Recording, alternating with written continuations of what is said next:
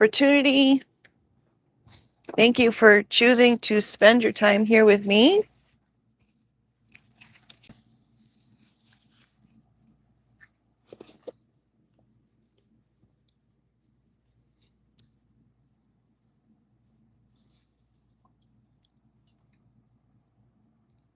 As always, right?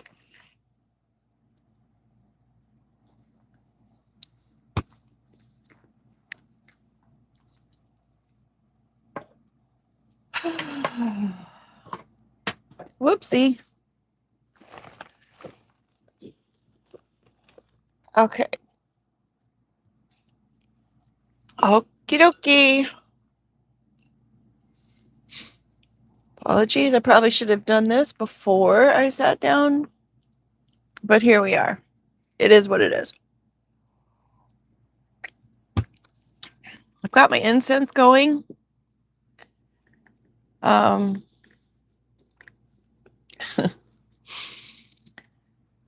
going to go ahead and hit the music bell.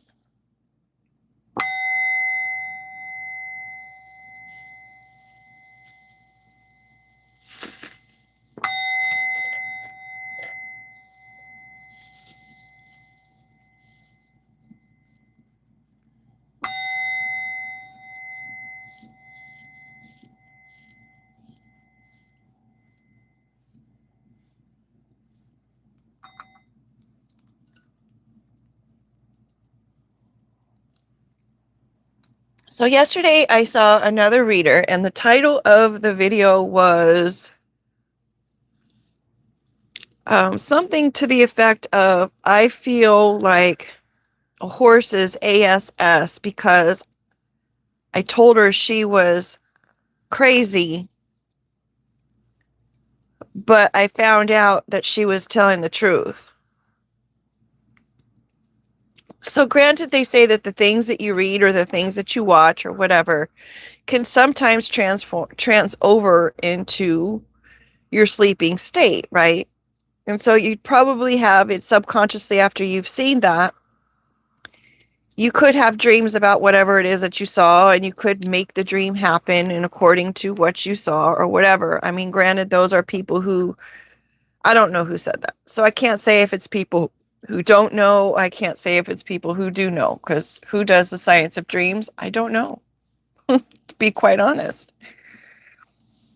But the whole point of me bringing that up is the fact that when I woke up today, the last thing I remember coming out of my dream state, because I don't remember anything from the dream itself, just that last part where I had been woken up.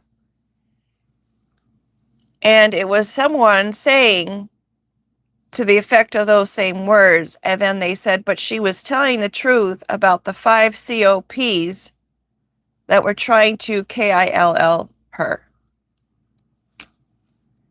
Now, that's not something that I've ever really come up with myself, as far as, especially as far as a number. But it does go back to a time when I was leaving my place of employment before I went on a leave of absence. And I was driving to where I was staying, and I was boxed in by 3 COPs as I was driving. One was behind me, one was to my right, the curb was to my left, and the other one was in front of me. Then later that week, or was it prior to that week? I mean, prior to that incident, there were 3 that tailed me home. And sequentially pulled in front of me a block apart. So one pulled in front of me, drove in front of me for a bit, and then made a left. And then another one came in mid-block way down the way. Another one came in, drove in front of me for about a block, then made a left. And then another one came in, and they all came in from the right. So I know they were all different ones. And then another one came in drove about a block in front of me, and then it also made a left. Now, granted, at the time I was thinking that was kind of odd. That's weird, right? But then and then I would think about it after, trying to make sense of it all. And I'm like, well, maybe they got a call in that area. And so they were all just coming from the same kind of direction. And then they were going to the same kind of direction. So maybe it just kind of appears that it was something kind of odd going on. I don't know. But mind you, this was in the same area of which when I was where I was, that there was one of them that came into the parking lot and asked if I was there alone, and seemed quite disappointed when I said, oh no, I'm here with family. And they were like, oh, okay. Yeah, I just wanted to make sure that you knew that, you were safe here, because I always come through and drive the parking lot here. I was like, oh, okay, thanks. That's nice. This was also the same location where there was a bunch of other stuff that was going on there. My side view mirror had been torn off of my car on the driver's side. So it was like completely just taken off and thrown into the dirt where I was parked. When I traded that vehicle in, I got a new vehicle, and it was like what, like 2 years old, maybe a year. And the battery was completely dead, and I had just gotten it maybe 6 months prior, when there had been no warnings at all. There was incidents with someone walking the halls that was a menace to the guests that were there, and it was a known person that they said was probably a disgruntled person who had worked there before. There was an incident where someone broke into someone's room with a large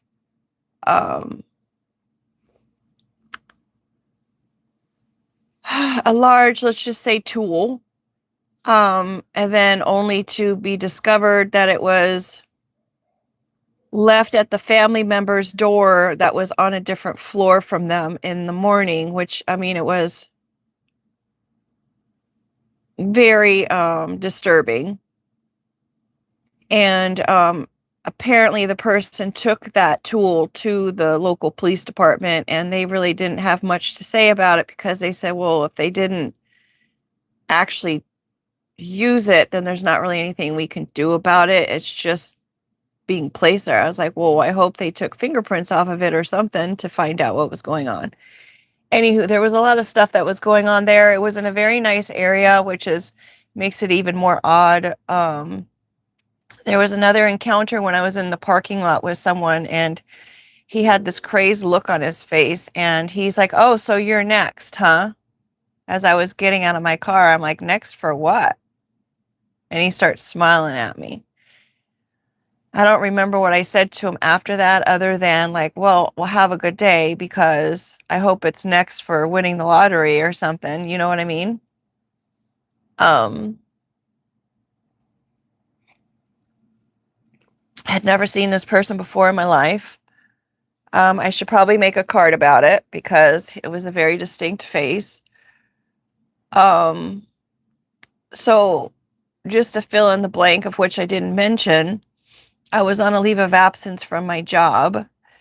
And at the same time, my landlord wanted to sell her apartment that she was renting to me. And so I had to move.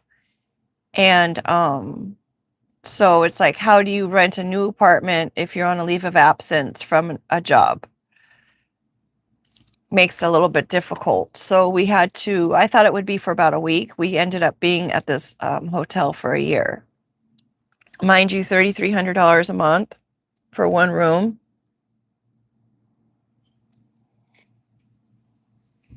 And all my stuff in storage, that was another $1,000 a month. So, wow.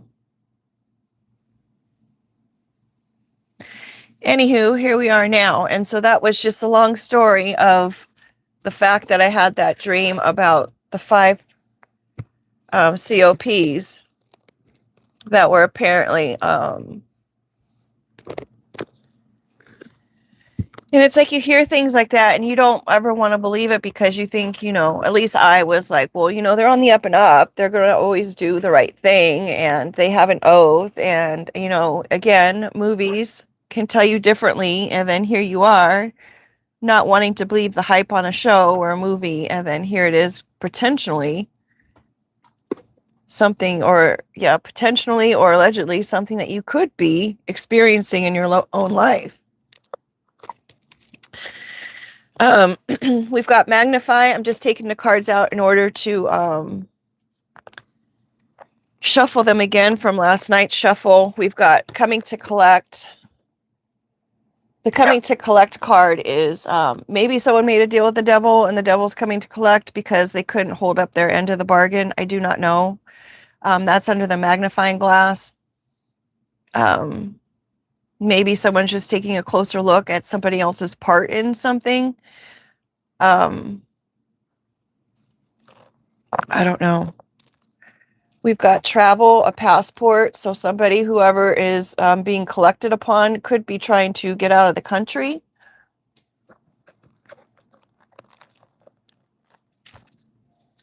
We've got watermelon. They'll probably be doing it at the end of the summertime, which is where we are right now. It could be someone who's voluptuous as well.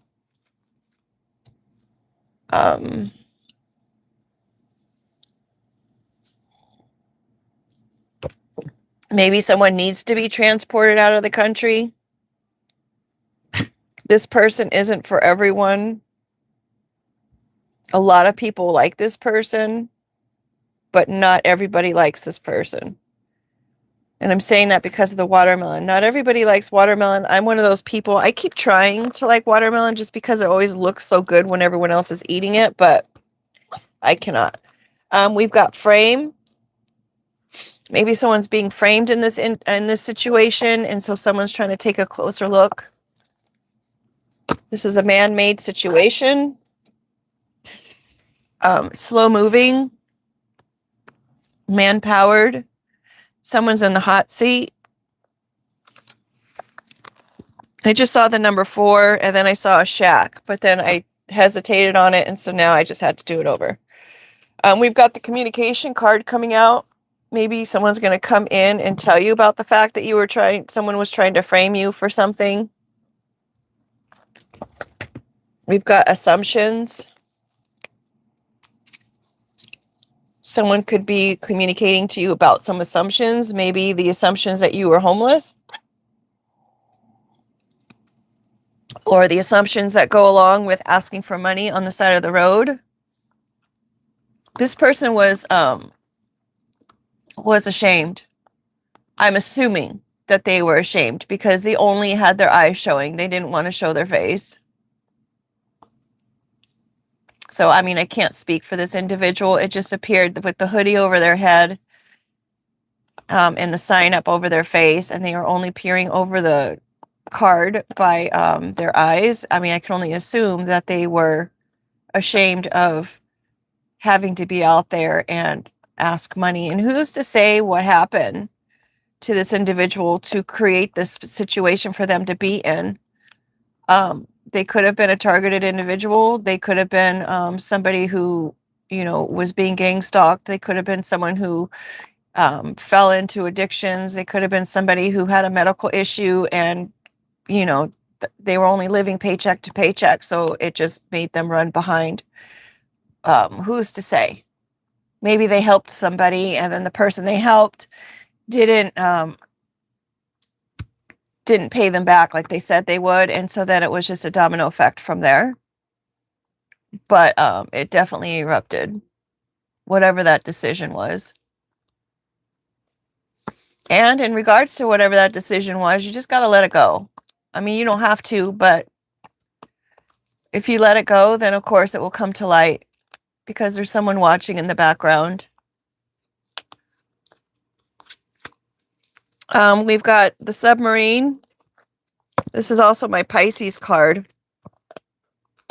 Something that was submerged, it always comes up to surface. It doesn't stay underwater forever. The submarine always comes up.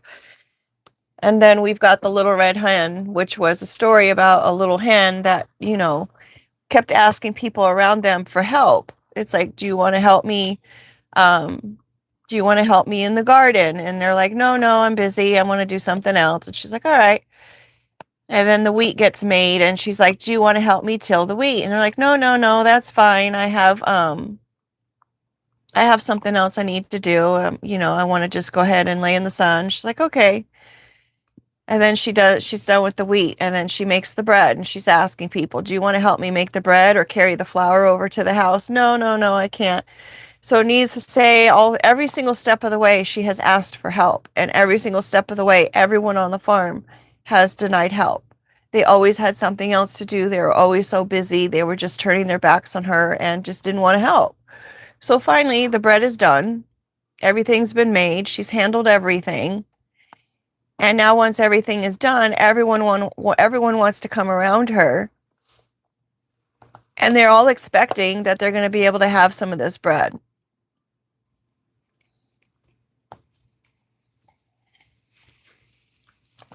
This was literally one of my favorite books growing up as a kid. And it's like, who knew that it would actually be a story that I was living currently?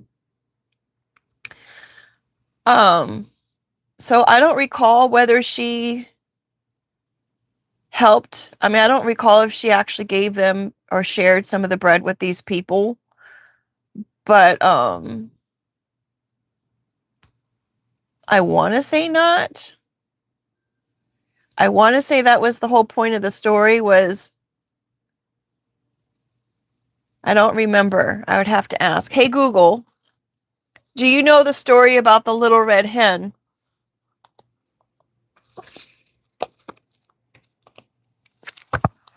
Let's visit a busy little hen who learned a big lesson about hard work. Red was a small, bright hen who lived on a friendly farm. Her neighbors were Barney the dog, Mittens the cat, and Puddles the pig. Hey, Google. Red was always busy scratching for bugs or tidy. Hey, Google, can you just tell me in the end, did she end up sharing the bread with everybody? No, she didn't share it. She ate the bread all by herself because she was the only one putting the effort to plant, harvest, and bake. Do you think her friends learned their lesson for next time? If there was a next time, I don't know. Depends on how good. I don't know. I don't know if they learned their lesson. It's hard to tell these days. I don't know if you heard Google was saying that the end of the story was the fact that she did not share the bread with the people who she had asked for help for.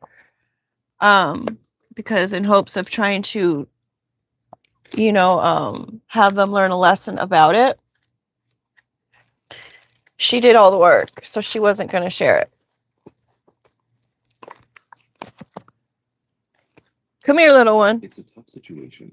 She felt that since the hard work was entirely on her shoulders, the reward should be due. Some versions of the story end with her sharing a small bit to show kindness. Mm-hmm. But the version where she keeps it all.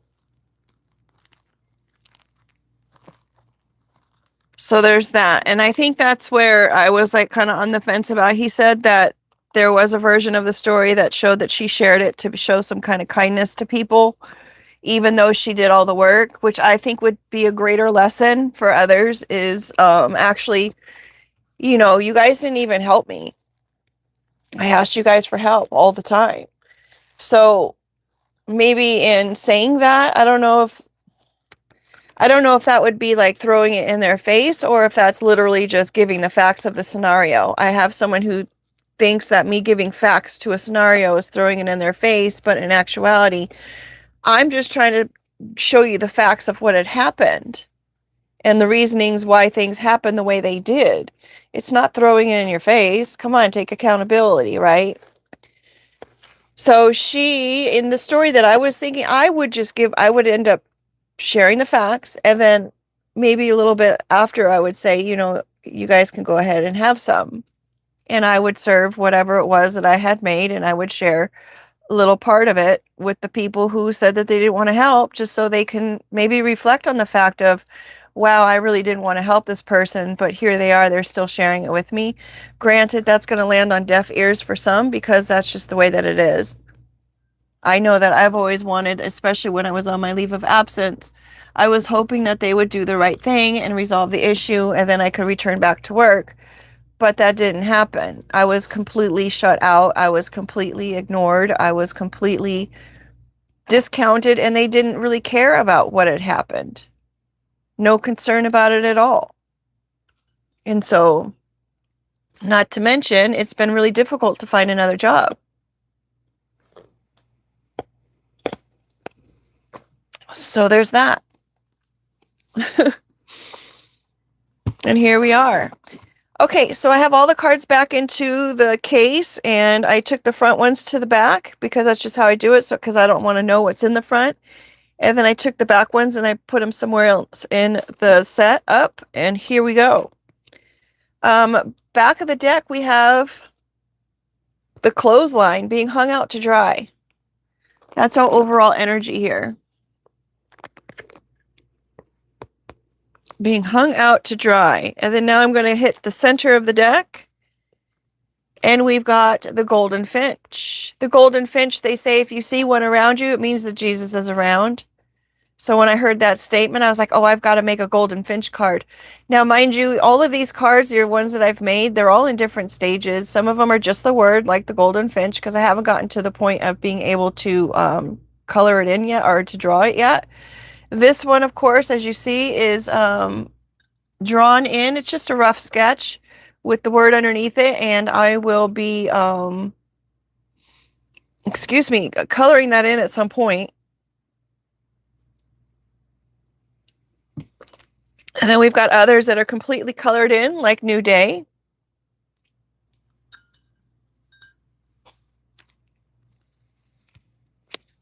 We've got recidivism.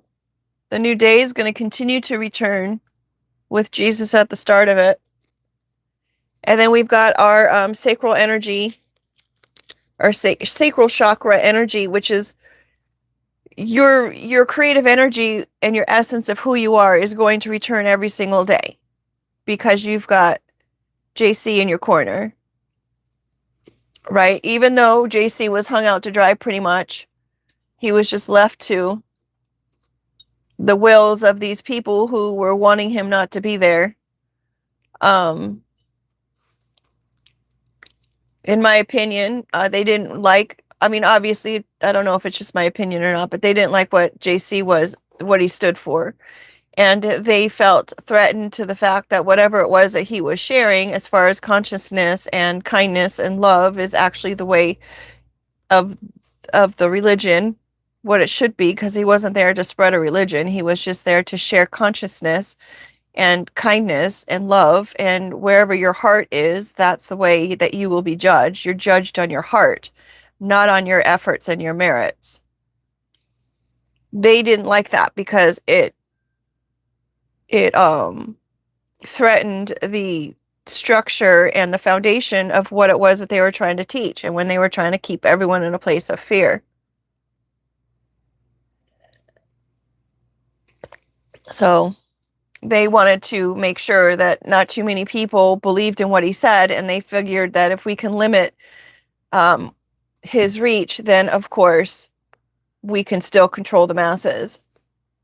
Lo and behold, as in every situation where someone tries to control something, in their efforts in trying to conceal his word or his methods, the more broader and wider his message was able to reach, because now it's like, did you hear about this? Did you hear what happened?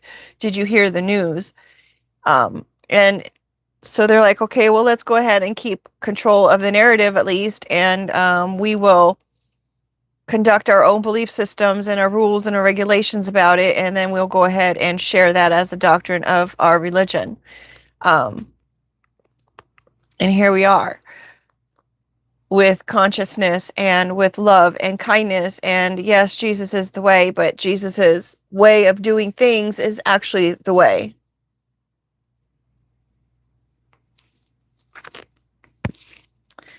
We've got the mirror and the spider web coming out first off. This is in the front of the deck.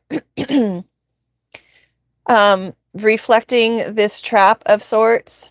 Perhaps maybe someone's looking in the mirror regarding this tangled web we weave. Perhaps the other part of this is what is a normal everyday thing for the spider is chaos for the fly. It does take both sides of things in order to have someone reflect on what is and where they want to be. What side of the equation are you on? Are you the spider or are you the fly?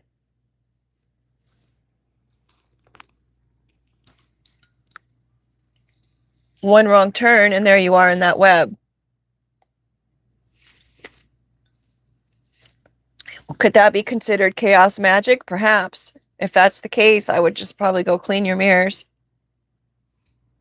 Light some incense in front of your mirrors. I'm not a practitioner. I'm not a psychic. I'm not a nutritionalist. I'm not a doctor. I'm not a psychiatrist. Any of those things. I do have that all as a disclaimer on the channel. Just be mindful to use your own discernment in things and, you know, do your research on all things that you see, hear, listen to, whatnot. We've got the house in the hills, which is, for me, the wealthy neighbor. We've got a match. Pairing or competition, matching clothes, releasing heat to the surrounding areas. It smells like sulfur dioxide, so these people could have some kind of connection to sulfur.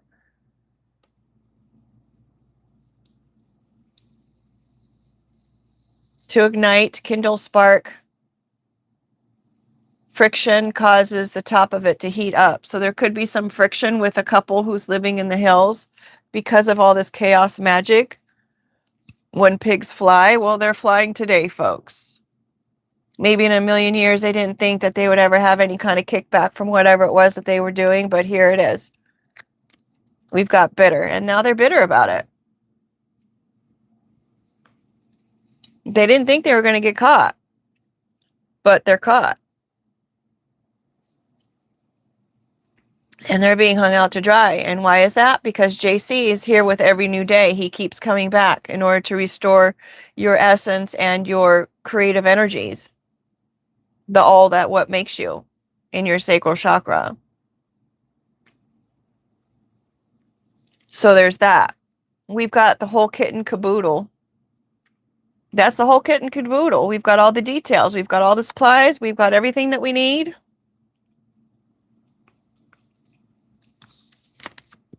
Create. Go ahead and create. Maybe they felt like they had everything they needed in order to create some kind of narrative. Attachment coming in underneath the chaos magic. So I'm going to go ahead and say, yeah, I think that's probably about chaos magic. And they're trying to attach that to somebody in order to make them in a zombie-like state. These people in the hills. They're just doing mindless behaviors, mindless actions. They're not even considering or thinking about whatever it is that they're doing. They're just kind of doing it. UFO. Maybe someone's going to be brought into a UFO. Maybe someone is looked at as being an alien.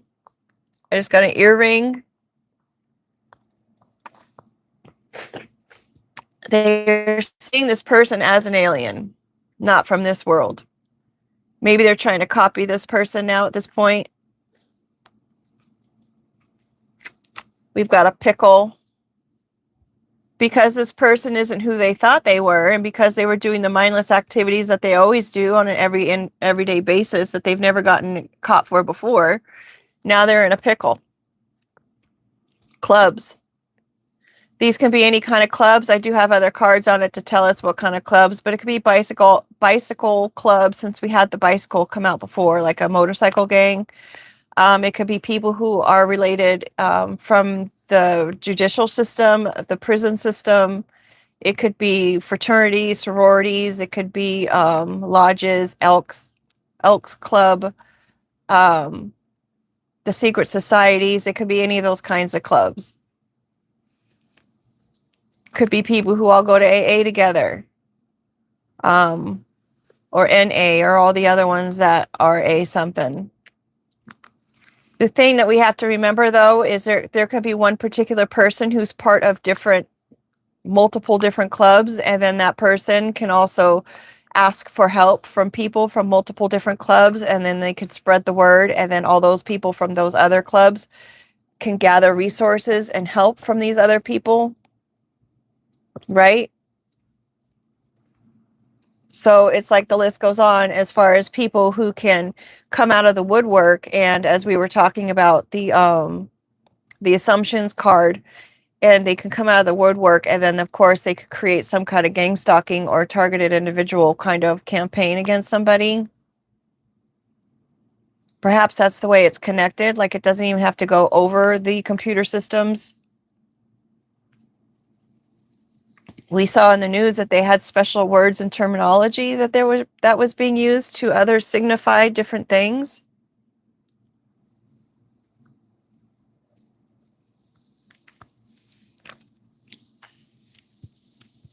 I know that I was in this one city and I walked in, and there was a group of COPs that were sitting there, and one was from one department, one because they had their jackets on, and they were sitting there eating dinner. Maybe it was like a retirement party, I think I might have heard someone say. One was from probation department, one was from the gangs unit. The other people didn't seem to have a jacket that was showing on the chairs, but I thought it was interesting that they were all there together having this conversation. And when I saw them having conversations, I left the building because I didn't want to overhear something that I would, that maybe I wasn't supposed to overhear or whatnot. And I remember seeing the cashier not real comfortable. He kept kind of looking over in their direction, and there was something amiss. There was something going on, and I don't, as far as I have learned, and the reason why I'm even sharing the details of, because a lot of times people have told me, oh, you just overthink it. But it's like when you walk into a room and you feel that there's something going on, or you feel that the environment or the vibe is off, or you feel the way someone is saying something is more staged than it is natural. Apparently I'm not alone in picking those kinds of things up. There are other people who do that, and so I'm so thankful to know that I'm not overthinking. And I know growing up I was always told that I was just too sensitive, and I was always thinking, I'm not too sensitive, you're just not nice.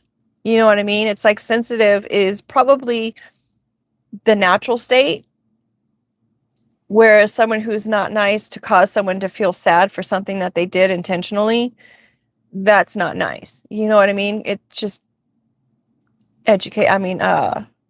elementary, right? So anywho,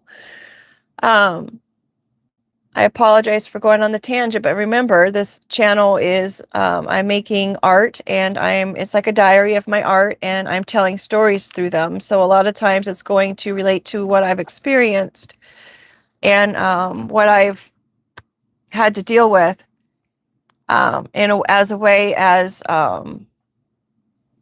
not only sharing the story of what may come up on the cards, but also to share my experiences in case there's other people who are experiencing the same things, or if there's someone out there who can maybe figure out what the heck is going on with the whole thing and piece it all together, that would be great.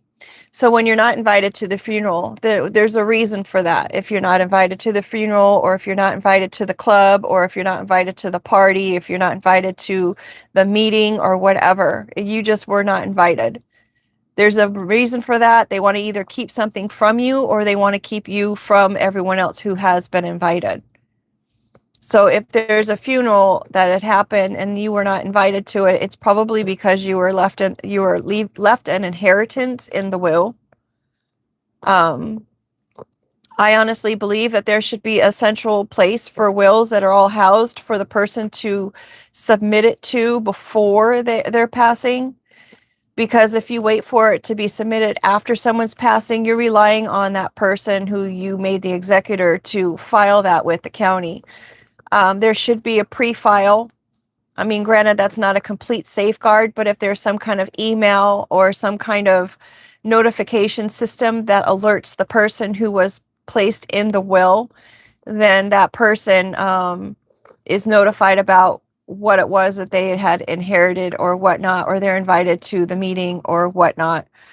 Maybe it's established within this system that it's like, okay, well, 5 days after the passing of, I don't know. And then there has to be some kind of way of the system knowing on its own that this person is not with us. Maybe it's like you have to check in every 2 weeks. And then if you're not checked in 2 weeks after that 2 weeks, then maybe that would be the alarm system that says, hey, they did not check back in with us. This person might have passed. And then it just starts the ball rolling there. But there's just too many places and too many times that people are in a will and they don't inherit what they're supposed to inherit because the executor either was dishonest the whole time or they were dishonest at the end because all of a sudden they became greedy or they had their own 2 cents to put into the scenario. I know as far as in my situation, my dad passed away and the executor and the following executors of that will all said they didn't want anything to do with it. But I was told that in order for me to establish myself as his daughter, as taking over in the affairs and changing addresses and closing accounts and whatnot, that I needed to get the will notarized. I'm sorry. I had to get the emails notarized saying that they didn't want to have anything to do with it. That's right. I was trying to get a copy of the actual original will from the place of where it was made. And they told me that I had to get their emails that they said that they didn't want anything to do with it notarized. But the people who were supposed to get things notarized instead threatened me and said, don't reach out to us. You're blocked. We're not accepting any emails from you anymore and do not call us. Out of respect, I have not called. And out of respect, I have not emailed them, even though I could always make a new email in order to reach out if I had really wanted to. But out of respect, I'm not going to do that because clearly it's upsetting or clearly there's a reason why they're not wanting me to contact them about getting something notarized. Granted, the executor is doesn't feel 100%. And I guess maybe it was just too stressful for this individual. I don't know. But I mean, the other people could have gotten it notarized, but for whatever reason, they're not wanting to do that. So my dad's accounts are all still the same as far as I know. I asked for the mail to be forwarded to me, and both the girlfriend and the ex-girlfriend both have said no, they're not going to do that, or they have not done it. So granted, again, I could just go online and I could just tell the website that, yeah, I have authority to do this, but I'm not like that. So because I don't have the actual legal standing to take care of those kinds of things, I just have to leave it in their hands and hope that they're taking care of what they need to take care of. And since I'm saying that, folks, if you have a veteran in your life or if you are in the military, please make sure that you get your paperwork in order as far as your burial needs, because they reimburse the people, they don't pay for it. So whomever is going to have to come up with the money in order to bury or to get ashes, they're going to have to pay for that. And then they'll get reimbursed for it. So it's kind of hard to come up with $1,200. Some crematories will give you a discount if it's for veterans, but it's hard to come up with just $1,200 or whatnot, $1,300 for cremation, and then to be reimbursed for it a month or so down the line. That's a hardship. So make sure that you keep that in mind when you get your paperwork in order and maybe even set aside maybe $1,200 or something for, or whatever you want your services to be, just set it aside for whomever in order to get that done. Because it's a reimbursement, it's not a pay, they don't pay it straight outright. If I can get that message out to everybody, that would be really great, because I didn't get to have my dad's ashes. Anywho, but they did let me go clear his apartment, which I don't understand. Which, when I arrived, the people in the community had already began taking his stuff. The heart wants what it wants. Dun, dun, dun, dun, dun. The heart wants what it wants. This is the 7th card here. The heart wants what it wants. So that could have something to do with why you weren't invited to the funeral, because somebody else wanted whatever it was that they had wanted. We've got the cat's meow. Maybe someone came across as a certain way. Maybe they identified as a certain way. Maybe they think you're arrogant. Maybe they think that you're standoffish. Maybe they think you're a bitch. Maybe they think that you are just naive and stupid. Again, with the assumptions. This is a card of jealousy. I need to change the eyes just because I'm not liking the way the yellow looks. But this card is also about jealousy and envy. Independence. The cat is also a spiritual protector. We've got the hoot hoot owl. We saw the other one that was in the stack that somebody wasn't going to say something. They're still in observation mode. But this one is telling it. This one is seeing everything that's going on, is in the background. It could even be me sharing my stories and whatnot. Stuff that's been going on in the background, but this person is ready to speak on it. This person is ready to be known. This person is ready to expose everything that they have observed behind the scenes. We've got a list of pros and cons. They've got all the details. They got all the pluses. They've got all the negatives. That whole kit and caboodle that we were talking about, right? We've got the awkward silence of the security. So whoever was trying to do this, those people in the hill who was creating that chaos magic, they're getting locked up. They're going to be held in a secure location. And they're just awkwardly waiting for this to happen because they already know it's going to happen. Remember, we had the passport. They were trying to take off.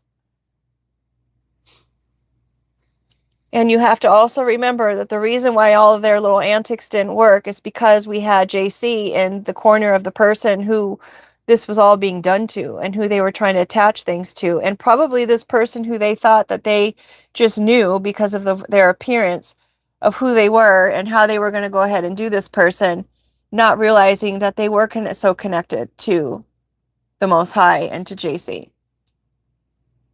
This person had a higher calling. This person was someone who was highly connected to someone of the astral planes, and they didn't know that.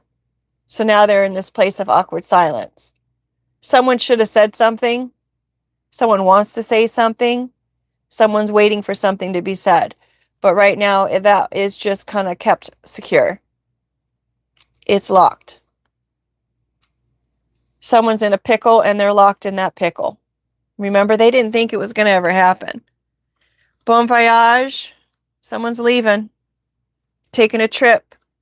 And they're probably going to have to take that deep pocket with them. They're going to be leaving with an empty pocket. I don't know why I'm thinking Polly pocket. 1, 2, 3, 4, 5, 6, and one more. 7. We've got a carriage. Empty dreams. This carriage is stuck in the sand. It's not going anywhere. I don't see a horse. I don't see a person. I guess we've got that bitter face. The intellect. Okay, they have their intelligence, I guess. But they have no sense. They have no state of mind, and they have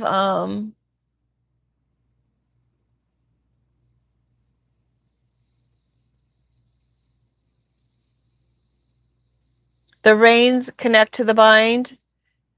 The person is the intellect. The senses are the horses. And then there's another one, but I can't read it. The carriage. The body is the carriage.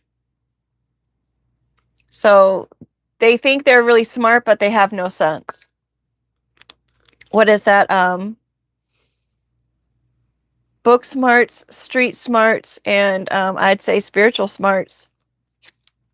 We've got rose-colored lenses, is how this actual person is. They see things as being half full, or even being able to refill the cup. They just have a good outlook on stuff.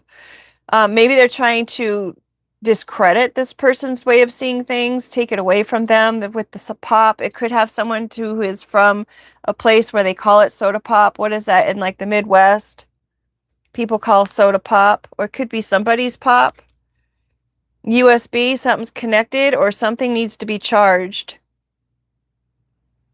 I can't tell you how many times I want to use something and it was charged before I wanted to use it, but then when I want to use it because it's been sitting, now it's not charged, and now you got to wait for it to be charged. And then now it's like once you get it charged, it's like, do you really even want to do that anymore? But in this case, I think it's because of this list of pros and cons, and because how someone probably may have even tried to plan to take somebody, they're going to be charged. Map with everything that was done all over the map. There's going to be several people on several different continents that are going to be charged with something. They're all going to get locked up. It's coming in right in after this lock, you guys. ...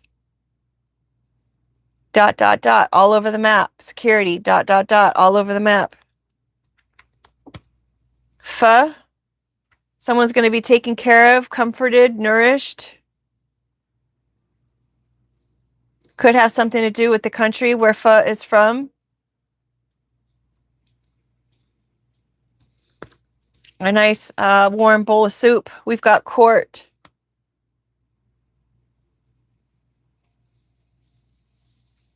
We've got court. The higher court coming in underneath this pocket. Maybe someone has the court in their pocket. Maybe they told the court that somebody wasn't here. That's why they weren't invited to the funeral. And so they're like, well, this person didn't even show up to the funeral, so they must not be with us anymore. They were invited. So maybe they've got someone in the court in their pocket. Ball and chain. Could have been somebody's spouse who works for the court. I know my ex purposely dated people who he knew that he would be able to get something from. He dated someone who was in social services after I had my daughter. Apparently he ended up with a daughter with that person too. But she worked in the court system, in social services. And then his ex before me, she became a court reporter. So that would be useful for him also. Interestingly enough. And then of course he dated someone who was in the adult entertainment industry because of course, he wanted to satisfy that part of his personality as well. Who was I? I was probably the vessel into helping him attain the things that he wanted. I don't know. I might have been the one that just had the rose-colored glasses on, that I was trusting and loving and kind and wanting to heal the parts of him that possibly were neglected or abused as a child. And maybe that's what was weighing him down. I don't know. I thought I was one of those people who I felt like if you just love someone enough, that they'll want to be in that state of love versus whatever ails or issues they may have had. But then I had to also learn later in life, when things got not so great, that you can't love someone to a point of wanting to be that person. They have to want to make that change for themselves. They're not going to change for anybody else or the circumstance of any other situation unless it's them who wants to. That's the key words. So when you think that it's like, oh, if I just love them long enough or I love them hard enough, it doesn't change the person at all. If anything, it just depletes you.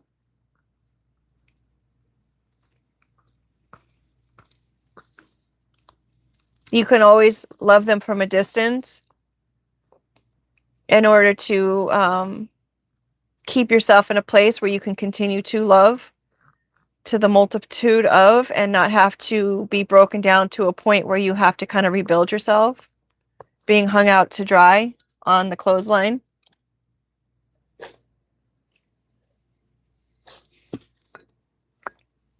Even if it's your own family members, you have to just graciously disconnect, and understand that, you know, they have a choice in their life and they get to choose what they want to do with their life and who they want to be. And if they want to take the time to even heal situations, that's up to them. But self-preservation is important, because if you're not here for yourself, you can't be here for anyone else. We've got a tow truck, someone needing a lift, somebody literally needing to get something moved, broken down. Maybe this person who's been misunderstood and has this rosy outlook on things, who's had this chaos magic attached to them. Maybe they're at the place of being broken down at this point and they need a tow truck. Virus. Whatever it is, it's spreading. We've got dolphins. Dolphins are in a pod of people. They're in groups. So whatever this virus is, it is spreading to groups. These groups are all connected. They're all on the list, or they all have the list.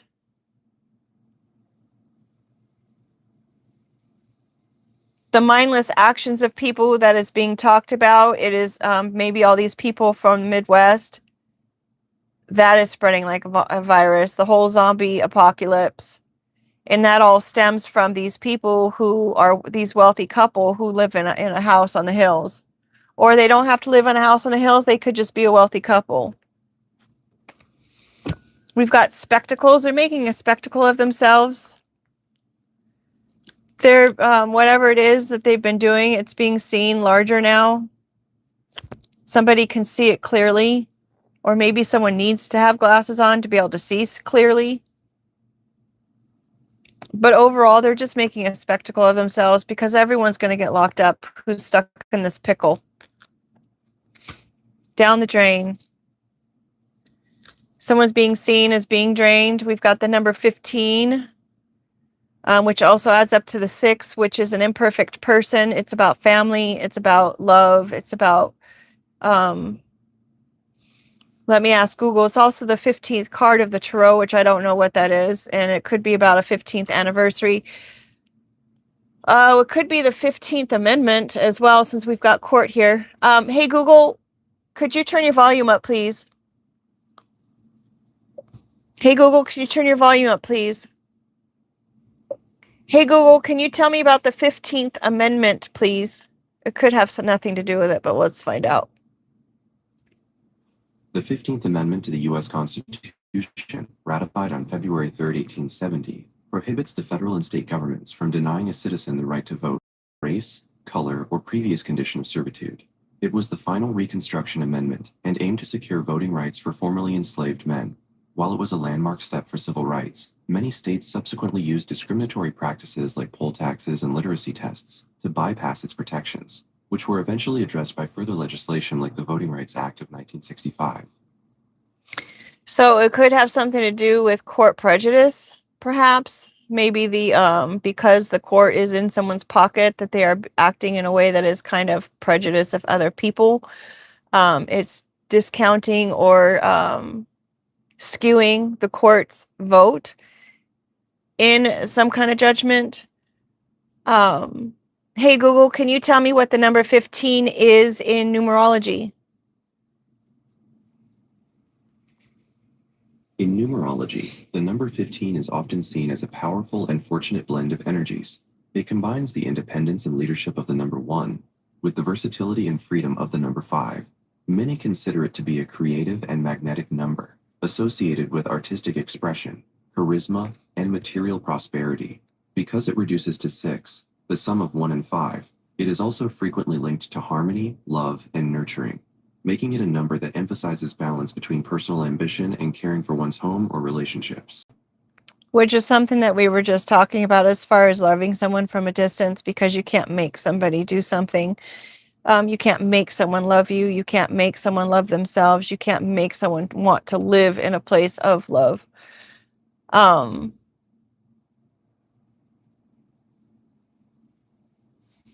Interesting. Hey, Google, can you tell me what the 15th card is in the major arcana of the tarot, please? The 15th card in the major arcana of the tarot is the Devil. It is often associated with themes of materialism, temptation, and the illusions we create for ourselves. While it can appear intimidating, many interpret it as an invitation to examine what holds you back and to reclaim your personal freedom by confronting those internal fears. Hey, Google, is that the 15th card or the number 15 card in tarot? The Devil is both. It is the 15th card in the major arcana sequence, and its associated number is 15. In tarot decks, these cards are traditionally labeled with Roman numerals, so you will often see it marked as 15. Okay, and with that being said, it is also corresponding to the card of Capricorn. The last card in this row is the Karma card. Speaking of the one that I thought that I could just love enough that they would want to love also. Mind you, this person was very nice in the very beginning. They were very funny. They were very personable, very charming, very attentive, those kinds of things. And then, of course, it did spiral out of control. You know, they share the stories of their childhood, and this person was apparently kicked out from their house at 13 and made to be homeless. They got in an accident which caused them not to be able to pursue their athletic dreams and stuff. And so it's like they share these stories with you where you feel this, this woe's me for them, and you just want to take care of them and you want to love them and show them that, being of age now and on your own and stuff is not where you came from, as far as it can be healed, and just let me just love you okay out of it. But you can't, because if it's there and it's embedded in that, then that's just who they are and who they're choosing to be, for whether it's through protection of themselves because they know what to expect, or they feel like they've got more control, or things of that nature. Anyway, this person used to tell me about the whole karma thing, that they would much rather smile now and cry later. They're like, I'm just going to go ahead and have a good time now, and I'll just worry about everything later. And in my mind, I used to always tell this person, it's like, well, I'd much rather cry now and smile later, because then it's like you've got the tears and the hardships all out of the way, and now you get to enjoy things after you've already put in that hard work and you've already learned all the lessons. Now you get to smile because you have learned, right? But karma is the card coming out. Karma is something that someone is having to face. That could be what this whole ball and chain is. Maybe they're realizing that they have no more dreams. They've lost their dreams. We've got karma in the catty corner of the chaos magic that we had. And then we've got this create catty corner to this tow truck. Maybe this creation or creating something is what's going to carry someone to the next phase of life. And then we also have in the center of the read, which all of this stuff is going on around it. Mind you, after being left out to dry and having our new day being started with the presence of the Most High, bringing back someone's creative efforts and just keeps bringing them back to that, is the lock and the ... We're just waiting for this security to happen. This person is highly secured. Whoever this has been happening to, this person is highly protected. And not only that, but all of these people, all the players in this game, whether it has to do with people who are from a place of pho, or it has to do with some kind of restaurant or establishment that serves pho, all over the map, all the connections, regardless if it's the court that's in somebody's pocket or whatnot, or the pocket, they have the court in their pocket for whatever reason, or however that happens, they're all going to get locked up. We've got this list of pros and cons following the the owl who is speaking upon all of the assumptions that were made and everything that was tried to be attached to this individual. It's all coming to light. It doesn't matter if you are a wealthy couple in the hills. It doesn't matter who you are. It doesn't matter what you try to do and what you try to conceal and what you try to make appear to be a certain way. The truth is always the truth, and the truth will always prevail.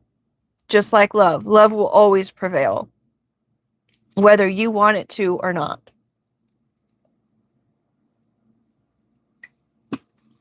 Same theme, different song, right?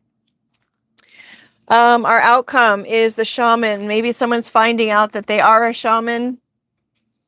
We've got electric. Maybe the whole shaman thing is coming in like a lightning bolt. Maybe a shaman is not knowing that they're a shaman, and maybe it comes in little parts and pieces. Maybe it comes in suddenly, but are storms really that sudden? I mean, when the electricity comes in through the sky, it's like you usually hear that. You kind of know there's a storm happening. We've got a worm here. Someone's being lured. Someone's being tempted. Maybe someone who is experiencing these shaman experiences is being tempted with a silver spoon or entitlement or an inheritance. Maybe someone in your family has a disorder that has to do with electricity, like the neurons in their brain or whatnot. Maybe they're having seizures, and maybe they're being tempted or lured by some kind of inheritance. And this person is actually a shaman and they just don't know it. Maybe that's why they even have seizures, because they don't know how to deal with or control these gifts, quote unquote, of being a shaman. Again, someone has to decide to take the work. They have to do the work and figure it out. You can't do the work for someone else. Blessings and prayers around this individual that they are healed and that they can figure it out. It is always my intention. Like literally, I have messages over my door and around my door that anyone that enters or passes by are blessed, they're healed, they're joyful, they're successful. It's like, I don't care who you are, what you've done, what you've said, how you've handled, what you perceive, or what your assumptions are. If you pass by my door, I want you blessed. I want you successful. I want you happy, and I want you healed. It's just who I am. I understand that people are people, they're imperfect, they don't know. Zombie-like mentality. They don't know. They just know what they've been told. They just know what they've learned so far. And it's like, how could you blame someone for not knowing? Maybe in the case of my ex, when you do know, he used to tell me, I know what the right and wrong is, and I choose to do the wrong sometimes. Well, at least he's honest about it, right? And he does know the difference, and he does choose to do the wrong. But is he acting out of his subconscious and the unhealed part of himself? Or is he literally making the conscious decision in the spiritual realm of things to do that? I don't know, and I did not ask, and I cannot make an assumption. But I do know that everyone, even in those cases, deserves to have another chance. And whatever those chances are, that's between them and the Most High. That has nothing to do with me. That's not about me. Even if it's done to me, it's not about me. It's about their journey and their test. I just have to worry about how I respond and react to things. That's my test. So I'm going to stay true to who I am and always be kind and wish people well. Some people can be dealing with deep-seated emotional issues that they just have not worked out. And it's like, why would we want to hurt someone who's already hurting in that way? Maybe they don't even know there's a way to heal it. I don't know. The tooth, holding on for every tooth and nail. If a dentist has ever told you that you have really deep roots for your teeth, if you've ever had to get one extracted, it's because there's emotional trauma that has not been dealt with. There was a lady, Louise Hayes, she has a book out, and I'm not affiliated, but she was able to correlate every single physical symptom to some kind of emotional or traumatic experience that someone could have. Interesting. And there's also Chinese medicine that connects every single tooth to an organ within your body. So I don't know which one comes first, the tooth issue or the organ issue, but if you do the research, I'm sure you can find out. All teeth are numbered, in case you didn't know, and that's what correlates them to the chart. And then you're able to figure out which one goes to which organ in your body. And if you're having teeth issues, there could be an emotional connection to that. If you're having arthritis, there could be an emotional connection to that. If you're having back pain and vice versa, I mean, and it keeps on going. Whatever ailment you're having, it's connected to something emotional. Just look it up. Give it a go. I mean, you don't have to believe it 100%, but look into it if you're dealing with something. I think they're saying if you have upper back pain or shoulder pain, it's because you're carrying everything in the world on your shoulders. It's stress related, things of that nature. So this could be, I don't know why I'm thinking deep emotional children, family lineage. Someone could be using someone's emotional pain in order to tempt them with whatever this inheritance is. Maybe they're trying to tell this person, you know, this inheritance doesn't have to go to your parents. It can come direct to you if you help us out with this situation. And then they're doing that to this person because they're in a vulnerable situation at the moment, perhaps. Maybe they had some childhood trauma that had happened and they're like trying to use that against whoever's supposed to inherit the funds. And in this way, that way they can control the funds. And then they cannot have to give as much of the funds as what was really supposed to go to this individual or to the parent of this individual. Whatever it is, they're holding on to it tooth and nail, but it's, notice it's right there over the pocket. Love me not. They're trying to say probably that this individual was not loved by their parent, or their whatever lies that they're probably trying to tell this person. They're literally trying to destroy what nature designed. They're making it a guessing game. They're toying with this person's emotions. If it's of chaos, and if it is of hate, and if it is of negativity, it is not of the Most High. The Most High is not confusing. The Most High is very direct. The Most High is about love. The Most High is about understanding, forgiveness, patience, kindness. Mind you, there was the time that the Most High was very upset that they were trying to use the sacred place in order to make it into a shop's market. Apologies if I'm not using the correct words. But the Most High got very upset and said, how dare you disrespect the place of worship, the sacred lands, the holy grounds, as a marketplace. How dare you do that?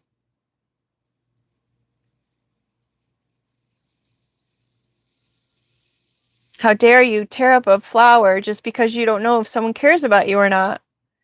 My mom used to always say, if you have to ask, you have your answer. That's very clear. Because love does not make you question. When someone feeds your minds and thoughts and stuff and coerces and jumbles those things up,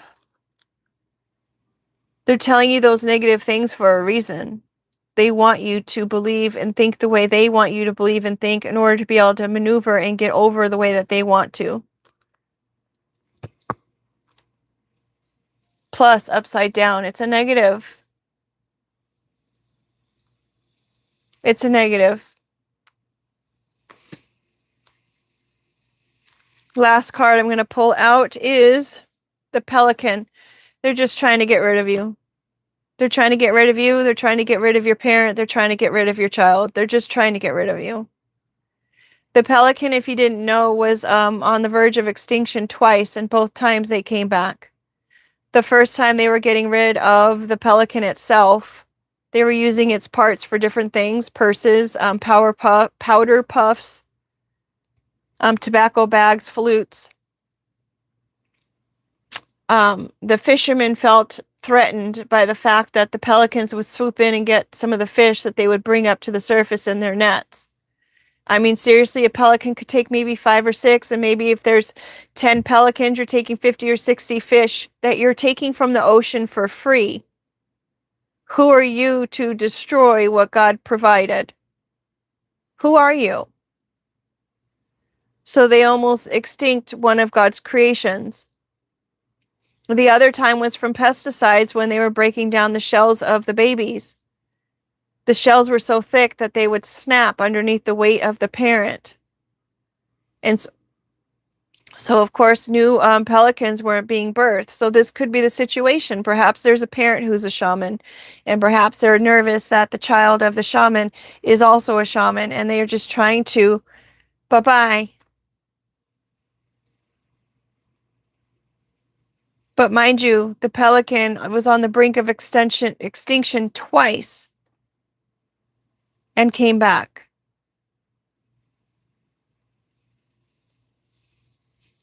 And came back.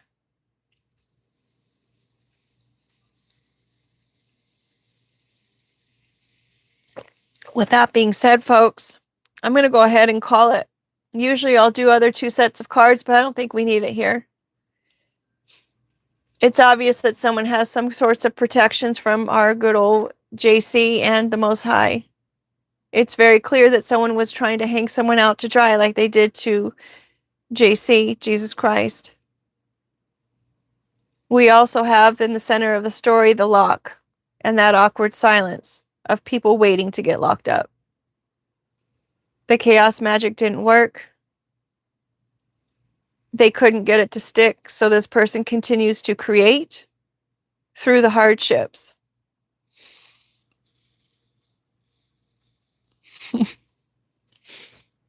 I apologize if there are comments. I have not been able to look at the comments because of the way that the phone and everything is set up. I do appreciate you being here. I do hope that you make it a great day. I hope something wonderful happens for you today and every day.